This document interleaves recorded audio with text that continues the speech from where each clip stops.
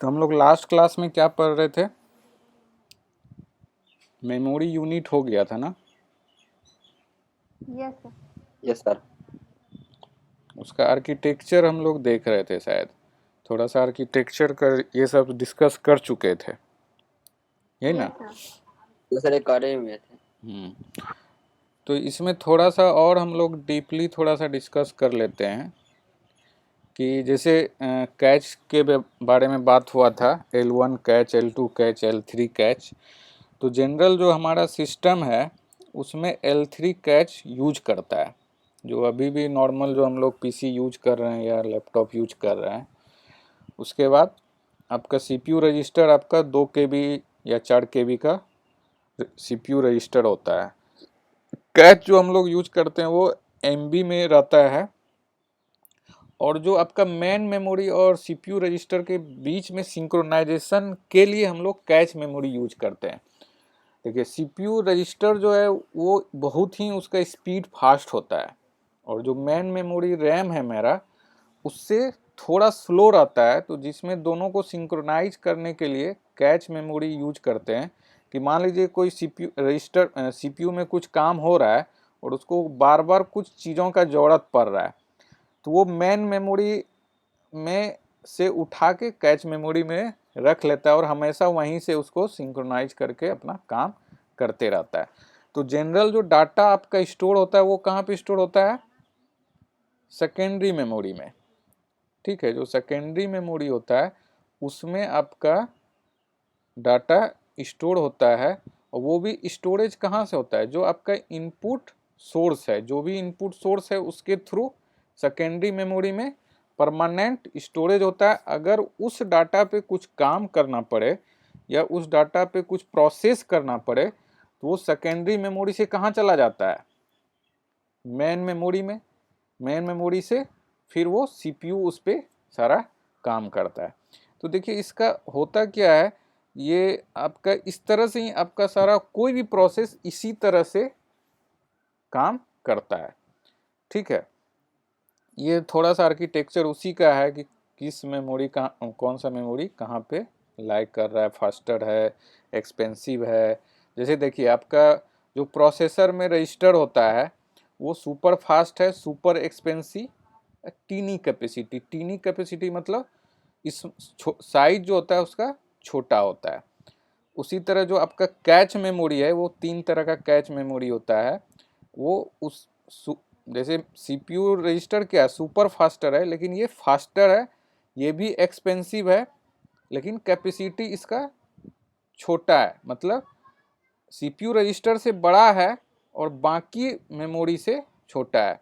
उसके बाद physical memory में आ गया आपका रैम आ गया, वो फास्ट है लेकिन उससे सीपीयू रजिस्टर और कैच मेमोरी से साइज उसका बड़ा होता है। इसी तरह से आपका ये सारा मेमोरी आपका आता है, जो कि सेकेंडरी मेमोरी, फिर आपका रैम, फिर कैच मेमोरी, फिर सीपीयू रजिस्टर।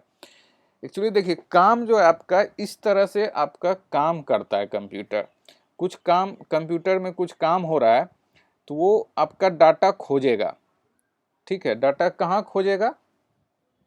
सबसे पहले वो एक वर्चुअल एड्रेस बनाता है, उसको वो एक ट्रांसलेटर लगा हुआ रहता है, या उसको पेज मतलब आपका कहते हैं उसको जो पेज खोजना। ठीक है, वहाँ से फिजिकल एड्रेस बना के वो मेन मेमोरी में यहाँ पे करता है। मेन मेमोरी में वो रिक्वेस्ट डालता है या सर्च करता है कि मेन मेमोरी में वो चीज़ अवेलेबल है या नहीं है। अगर मेन मेमोरी में मिल गया तो वो पेज आपका हिट हो गया, मतलब वहाँ से लेके चला गया।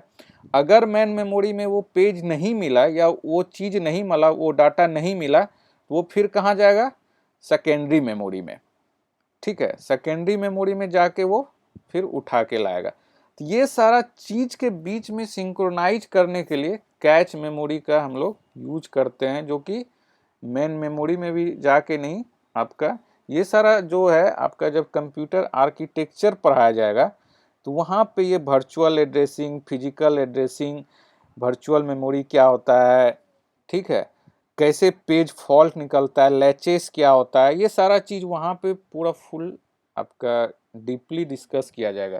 तो जनरली इसी तरह का आर्किटेक्चर बना के हम लोग यूज करते हैं। आपका मेमोरी के अंदर या जो कंप्यूटर के अंदर इसी तरह से सारा काम करता है। ये कंसेप्ट समझ में आ गया? Yes sir. Yes sir. ठीक है।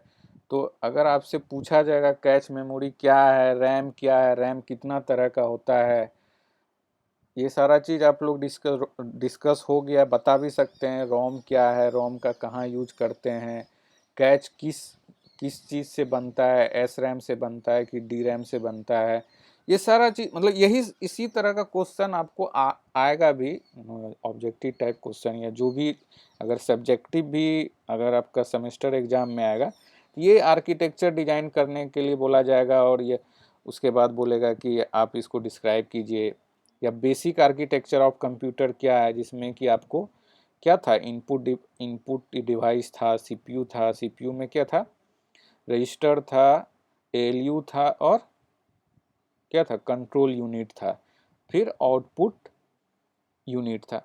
तो ये सारा चीज़ आपका फर्स्ट यूनिट में पढ़ना था। फर्स्ट यूनिट में एक चीज़ आपका छूट रहा है अभी, जिसमें कि हम लोग जनरेशन्स ऑफ कंप्यूटर पढ़ाएंगे आपको। ठीक है, कितना जनरेशन हो चुका है, कौन सा जनरेशन में कौन सा कंप्यूटर यूज कर रहे थे, कैसे कैसे ये कंप्यूटर तक प्रोग्रेस हुआ, पहले वैक्यूम ट्यूब में होता था, फिर कैलकुलेटर है, मतलब जो भी सारा आपका जनरेशन जब से स्टार्ट हुआ है वो जनरेशन पढ़ाया जाएगा। क्लियर है? Yes sir. रैम आपका मेमोरी Yes, में sir. मेमोरी में कोई दिक्कत है आप लोग को तो बताइए, जो लास्ट क्लास हुआ No, था। sir. आगे हाँ बोलिए। हाँ, ये वाला स्लाइड कर। हाँ, तो इसमें देखिए, इसमें कुछ नहीं है, हम लोग थोड़ा सा इसको कलर बेस्ड करते हैं, कलर बेस्ड किए हैं। जो मेन मेमोरी आपका ऊपर है ये आपका वोलाटाइल है। वोलाटाइल मतलब क्या था कि टेम्पोररी स्टोर करता है। टेम्पोरी स्टोर करता है, और ये वाला जो कलर है नीचे, लोकल स्टोरेज या फ्लैश या जो भी है, ये आपका सेकेंडरी मेमोरी है। और देखिए इधर जो है ये इसका साइज दिखा रहा है कि जो सीपीयू रजिस्टर होता है वो आपका केबी में होता है। ठीक है, और उसका स्पीड जो है 1 नैनोसेकेंड से भी कम होता है। कोई भी डाटा अगर हम लोग लेंगे तो 1 नैनोसेकेंड से भी कम लगेगा। जो कैच है, कैच मेमोरी 3 तरह का बताए थे आप लोग को, L1, L2, L3। जो L2 और L3 जो है, L3 मेनली आपका कंप्यूटर में लगा रहता है, L2 जो बहुत अच्छा कंप्यूटर या सुपर कंप्यूटर या जो भी है उसमें L1 L2 यूज करते हैं। तो ये L2 और L3 जो है उसका साइज MB में होता है, और उसका स्पीड क्या है 3 to 10 नैनोसेकेंड। जो मैन मेमोरी होता है, जो बताए थे आप लोग का, या मोबाइल में भी आपका क्या होता है, स्पेसिफिकेशन जो दिया जाता है 2 GB रैम है और 32 GB उसका स्पेस है। ठीक है, सर बात क्लियर नहीं आ रहा है। तो ये 2 GB जो है ये आपका मेन मेमोरी हो गया। मेन मेमोरी का स्पीड क्या है 10 से 30 नैनोसेकेंड। ठीक है, जो लोकल स्टोरेज है, जैसे लैपटॉप सब खरीदते हैं हम लोग, तो क्या स्पेस देता है 1 TB, 2 TB या 512 GB। ये आपका लोकल सेकेंडरी मेमोरी हो गया। तो इधर वाला जो चीज़ दिखा रहा है ये कैपेसिटी को दिखा रहा है, और राइट साइड में जो दिखा रहा है आपका, ये आपको स्पीड दिखा रहा है। ठीक है, जैसे आपका पेन ड्राइव आप लोग यूज करते हैं, या क्लाउड से क्लाउड स्टोरेज, जैसे गूगल ड्राइव में फ़ोटो सेव करते हैं, या गूगल का फ़ोटो एक ऐप आता है उस पर सेव करते हैं, तो वो सब का जो स्पीड है वो बहुत कम है। मतलब जो लोकल मेरा हार्ड डिस्क लगा हुआ है उससे भी कम है। समझ में आ गया? Yes sir.